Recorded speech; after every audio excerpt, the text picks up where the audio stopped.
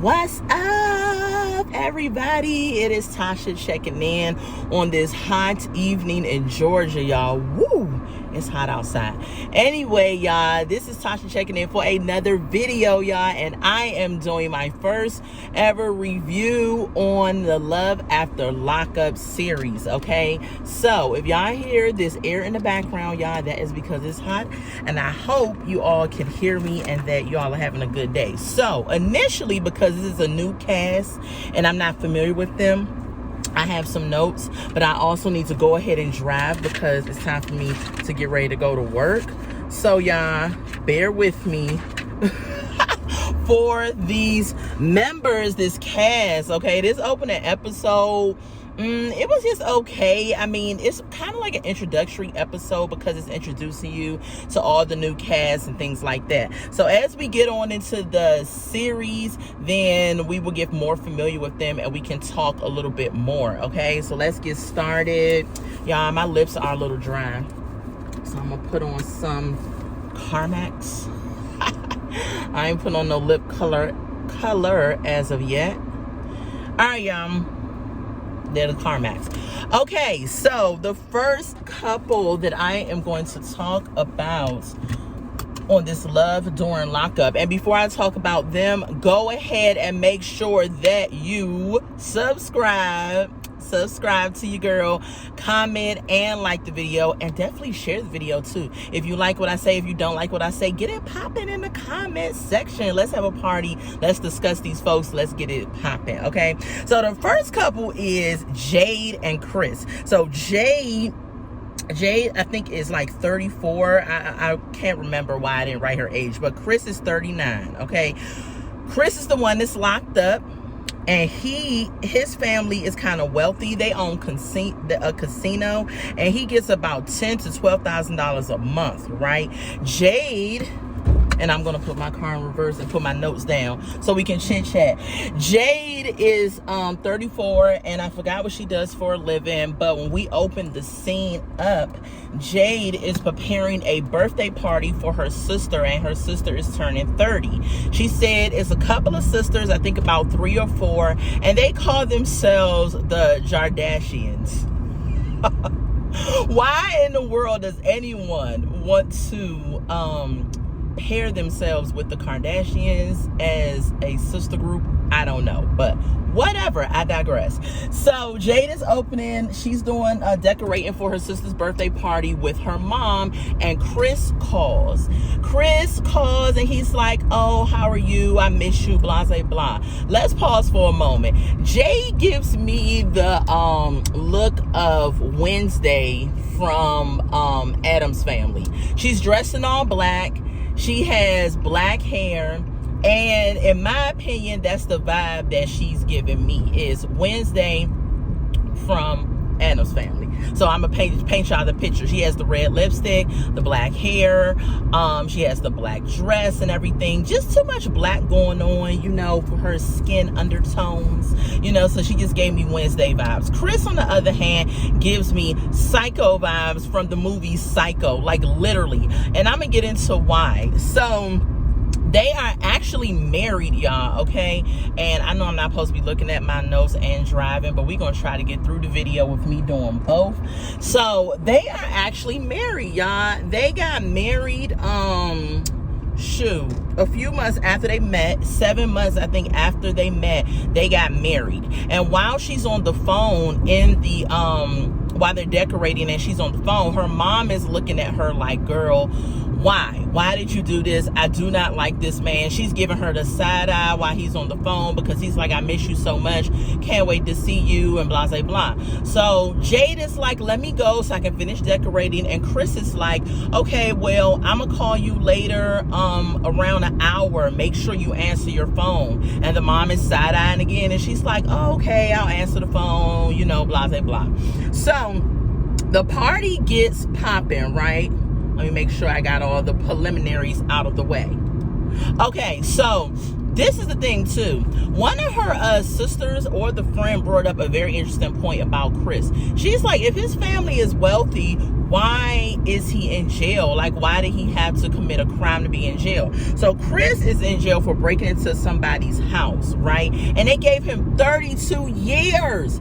At first I was like, wait a minute, 32 years for breaking into someone's house? Now that's a bit extreme. However, Jade informs us that it's 32 years because, and if my camera is shaking, y'all, please forgive me. It's these potholes in the road and the whole nine.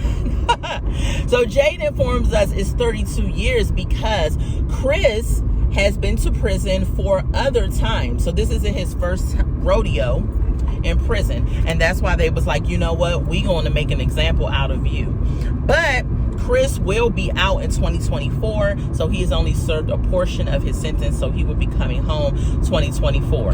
Now, staying on Chris and Jade, so the party goes on, right? Now, let me just tell you something. Let me tell you something. Chris during the party kept calling Jade. Now they in there, they drinking, the family gets there. I think her dad got there and they're partying, they're drinking, they're having a good time. Chris just kept on calling, kept on calling, kept on calling. He's in prison, right? So he ain't got no choice but to keep on calling. And I was just like, why is he blowing up the phone? He knows it's a party. Like, if you have ever had a party, you understand that you may be going about a party, having a good old time, and your phone is somewhere. You may not hear your phone. So you may miss some calls. Unless you have the phone like right in your hand or on your hip, you may miss some calls, right? So Chris is calling. He's mad because she's not answering the phone. So Chris is just like giving me scary vibes. So she finally answers the phone. And no, before she answers the phone, they got a weird, creepy cutout of Chris. This cardboard cutout. They're all dancing by the pool with the cutout and stuff. And then her father and friends be like, do you have a tattoo? They was like, you got a tattoo of Chris's name on you? And she's like, yeah, it's on my butt.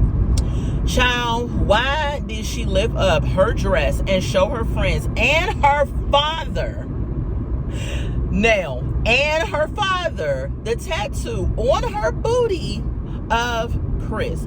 I was so like, I was really just like, okay, this is a really interesting character. I would never ever lift my booty up and show my dad a tattoo of my husband's name. Never, never, ever, ever would I ever never do it. That is where you cross the line. Parents are not your friends, okay? Do not be showing them a picture of your booty. Anyway, as we move on. So Chris calls and calls. Finally, she answers the phone. And Chris is like, I've been calling you. Why haven't you been answering the phone? She's like, I've been at a party. Duh, I'm not going to answer the phone. So then she gets mad because he keeps questioning her. He's like, every time you get a party, every time you drink, you don't answer the phone. So we may need to work on your drinking because you can't answer my calls.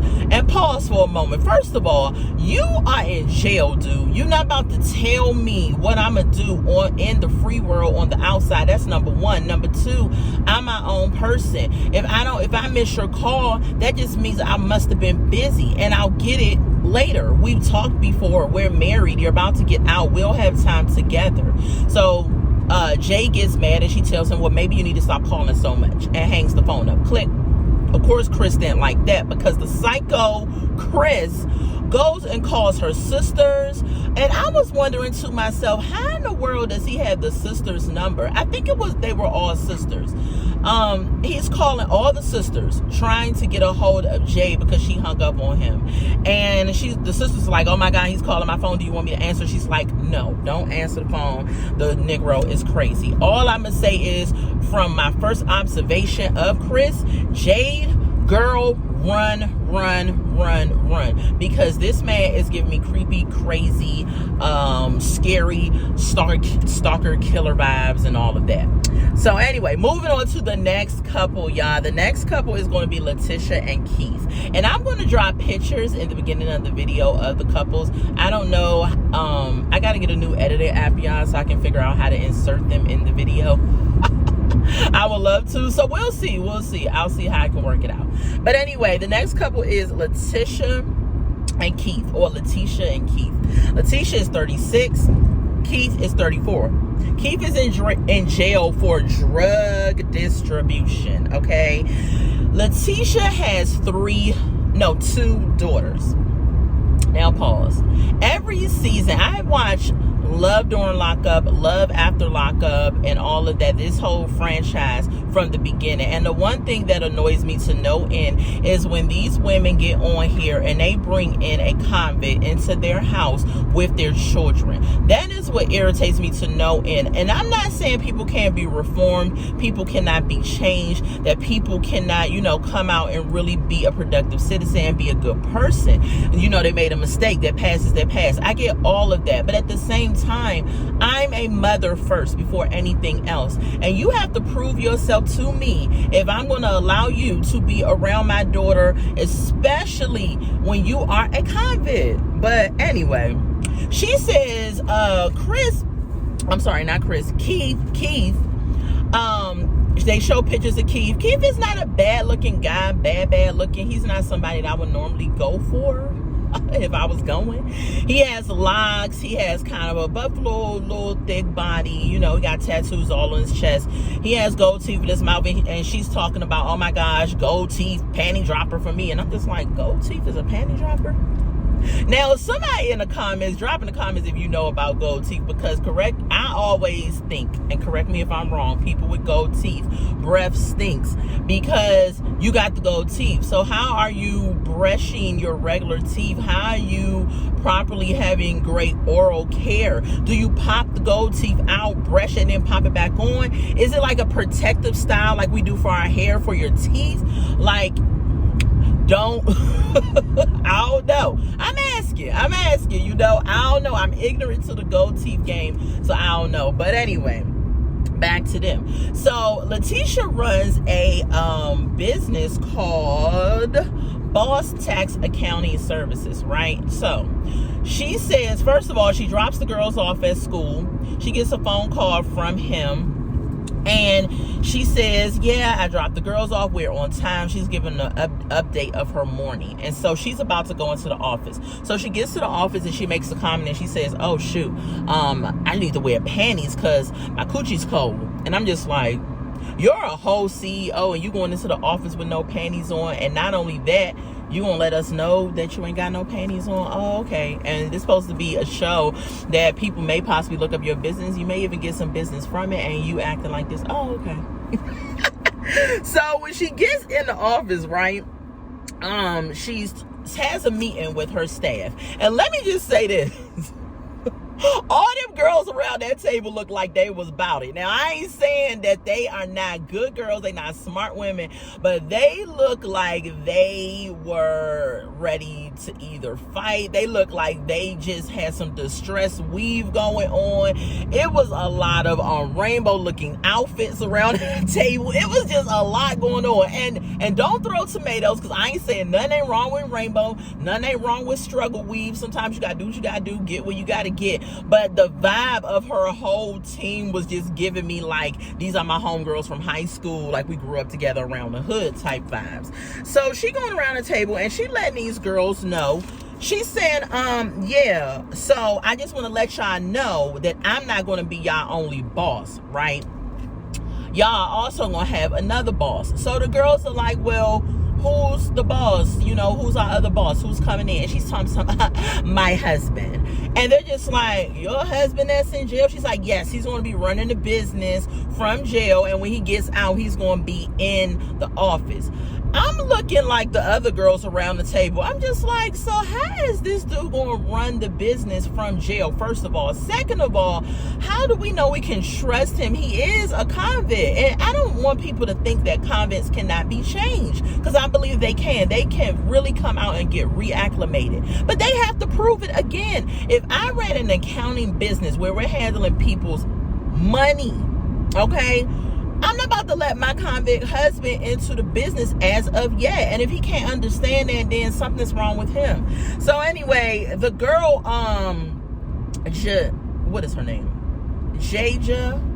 girl, I don't know these new age names, okay? If you was born in the 2000s and up, y'all got some interesting names these days, and I don't know how to pronounce all of them, so forgive me if I can't pronounce it all. But Jaja, or whatever her name is, doesn't feel good about it. She's like, okay, I don't know why she letting this dude do that. This is crazy, blah, blah, blah. Then we have, okay, y'all, so the next couple up is RANEKA and ASONTA. RANEKA is 34, ASONTA is 32. RANEKA has her own eyelash vending machine business, which I thought is pretty cool. You know what I'm saying? I love entrepreneurship. I love people that know that 9 to 5 is not all the way it. And so she has that going for herself, and that is really, really awesome. She has 2 daughters, another woman with children that is bringing a convict into her daggone house with her children. It blows me every time I hear about whatever, right? I saw when I saw ASONTA, I was like, ASONTA looks like Charlemagne the God to me. If y'all know who Charlemagne the God is, he is one of the personalities on the Breakfast Club. Go Google Charlemagne the God and then look at ASONTA, and I'm telling you, they look like they could be brothers. And I would believe it if they came out and said that they are related. So she's it opens up with her going to this beauty salon, filling up one of her vending machines, her eyelash vending machines, and she's talking to one of her owner friends, I guess, and she's telling her about Chris. She's telling her that she's about to move to Atlanta, and her friend is like, what? Why are you moving to Atlanta? And she's like, oh, my man is down there in jail. When he gets out of jail, we're going to be together. We're going to live together. We're going to run off into the sunset. And her friend is like, girl, pause, pump the brakes. Why are you doing that? You don't even know what you're getting into, going down there the whole 9. All of the suspicions that any of us would have if our friend told us that, right? And RANEKA's just like, I don't care what you say. I'm going, and that's it. You know, it's nothing you can say about it. So RANEKA says that she has been sending ASONTA like $2,000 to $2,500 in jail per month, and her friend is just like, what? Why? And she's like, yeah, you know, because he's in jail, he needs my help, you know, the whole 9. So she's only known ASONTA for 13 months. This is what's crazy to me. You have only known ASONTA for 13 months. 13 months.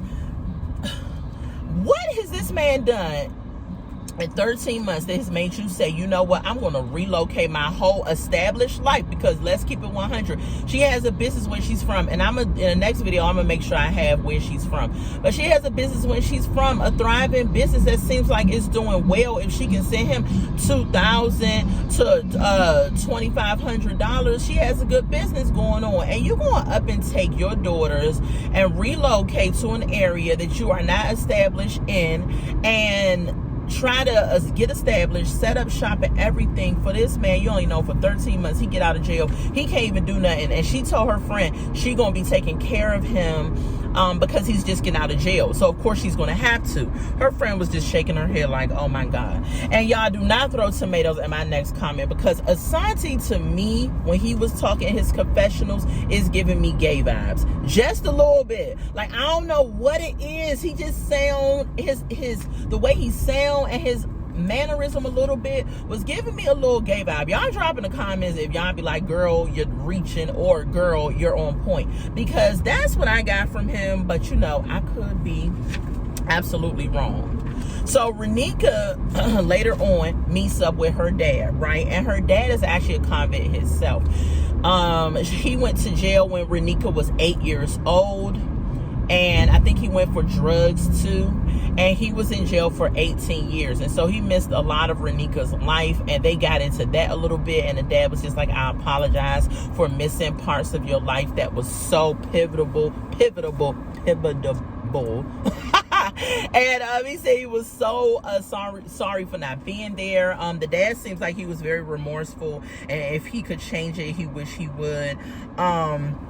And RANEKA was just there, you know, she got a little teary-eyed, and she was just telling her dad, you know, well, I love him and I'm going to be with him. And the dad was just trying to school her to game. She was just like, you know, this particular guy is a convict, and when they're in jail, they will tell you whatever they need to tell you in order to get you, right? And so he's telling her, I want you to just rethink what it is that you're doing. But what I saw in RANEKA, with her, it doesn't matter what you say, right? She gonna do whatever she wants to do. Her mind is made up.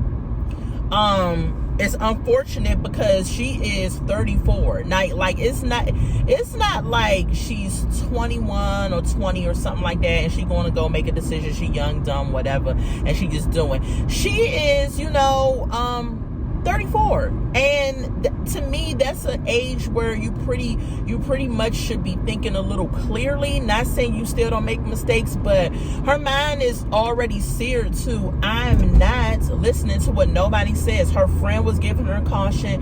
The dad that has even been to jail was giving her caution. Like, listen, I've been around dudes that run game. Like, how do you know this dude not running the game?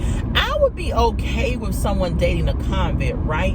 If they would just let these people come out, give them a year, maybe two, to prove themselves to you that they are going to stay on the straight and narrow, not be back in prison, not you know, keep a job, be able to, you know, prove themselves. I could get with someone getting with someone from prison. We all have a past, we all have mistakes. But with these shows that come on that I love so dearly, they don't give these people a chance to come out and really just catch up with the world. You know, society has went along. A lot of things are new and different. They don't give them a chance to get a job. They don't do nothing. As soon as they come out of jail, they're like, bam, this my man or this my woman. We getting married. And it's just kind of like, come on.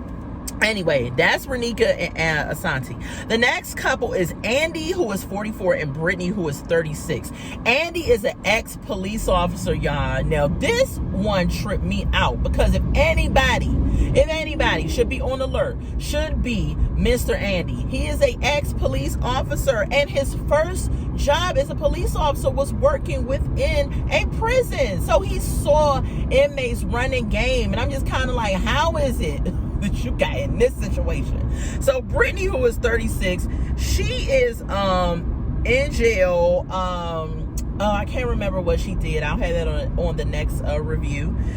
She has been in jail. He's known her now for 2 years, and when we open up with him, his friend is talking to him, and his friend is just looking at him like, dude, what are you doing? How do you don't even know this woman? You've never seen her. This episode really is the introductory for everybody's friend that is just like, yo, stop. Andy doesn't care. He says that he loves her, and I think she was addicted to some type of drugs or something like that, because they get into Andy's past a little bit while he's sitting there with his friend. They cut into his past relationship, and he was married, he's divorced, his wife dealt with addiction, and she decided that she wanted to move in with a friend that matched her addiction. So probably somebody who was doing drugs like she was, and she decided to choose them over her family. So Andy had got custody of their kids, and you know, that relationship was a done deal. And so now, fast forward, we're dealing with Brittney, and she has some type of addiction as well. So I feel like Andy has some type of trauma with him where he feels like that he can be Captain Save the Addict, you know, like he can help an addict out of their situation and help them to be better. But what people don't realize is that you have to hit rock bottom in some situations, and your mind has to be the first thing to change.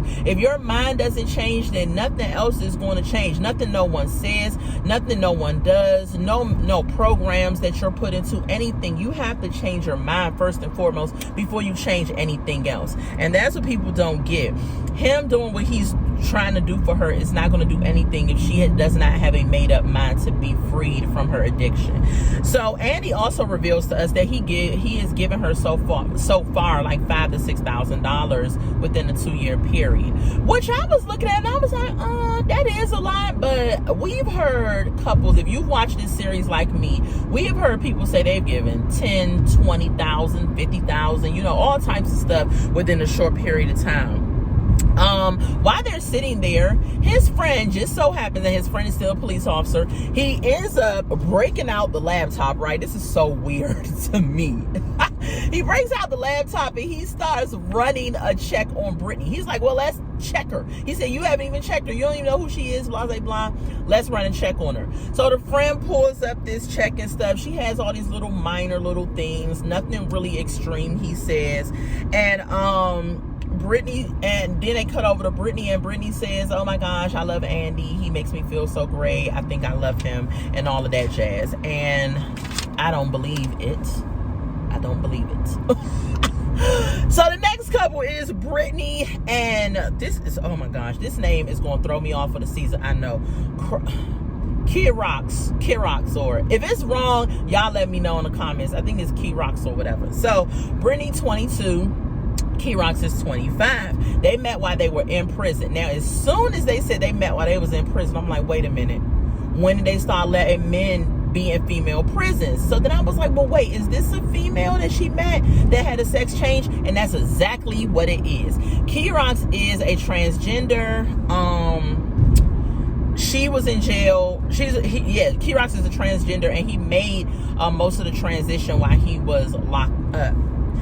Brittney, went to jail for armed robbery, and now that she's out of jail, she is now in school for in beauty school.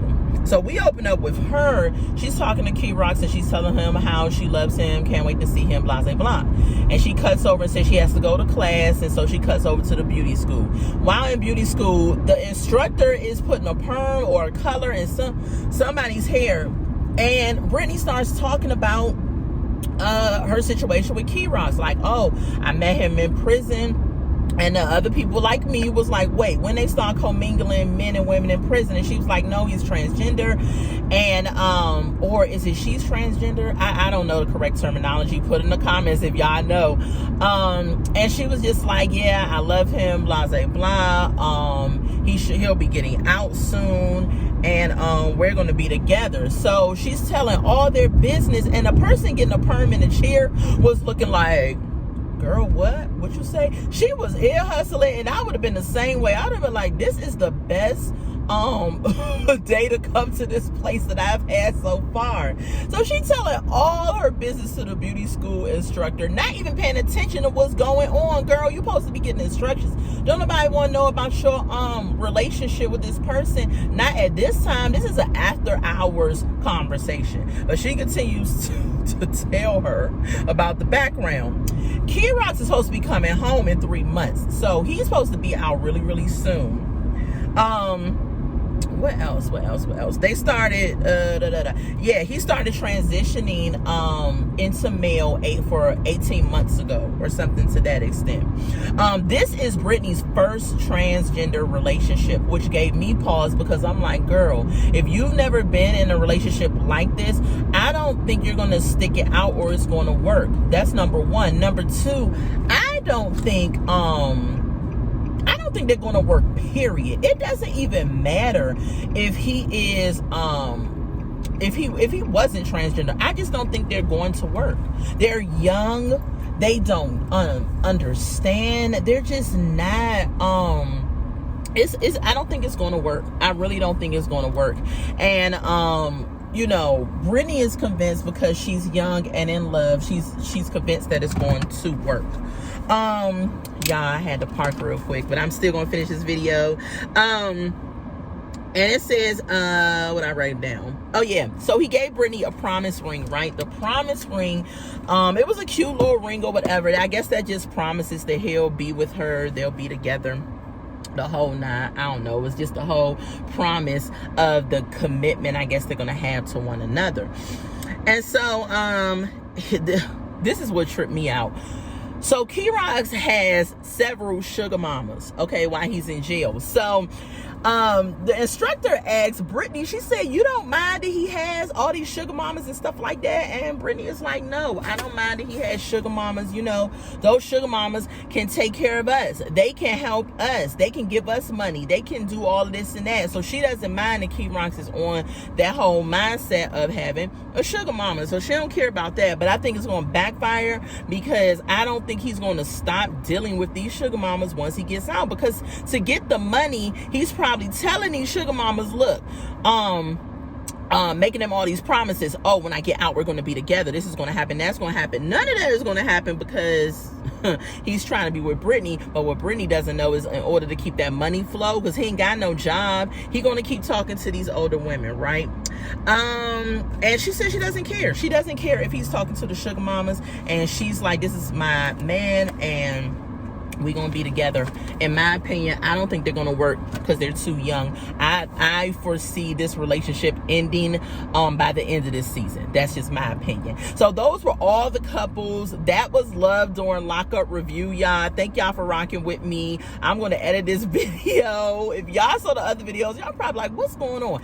I'm getting a new mount for my car so that I can properly be able to do videos without it having all these shifts and things like that. So y'all, thank y'all for joining me. This is my first review. I'm so excited. I've watched this series since the beginning, but I decided this season that I was going to review this show. So y'all drop in the comments. Let me know what y'all think about the review. Let me know what y'all think about these couples. Go ahead, subscribe, like, and comment. And I will see y'all on the next episode, which comes on Fridays at 9 p.m. Fridays at 9 p.m. And it's on WeTV, y'all. WeTV, Fridays at 9 p.m., y'all. So thank y'all for rocking with me. Love y'all. I hope y'all have an amazing day. Bye.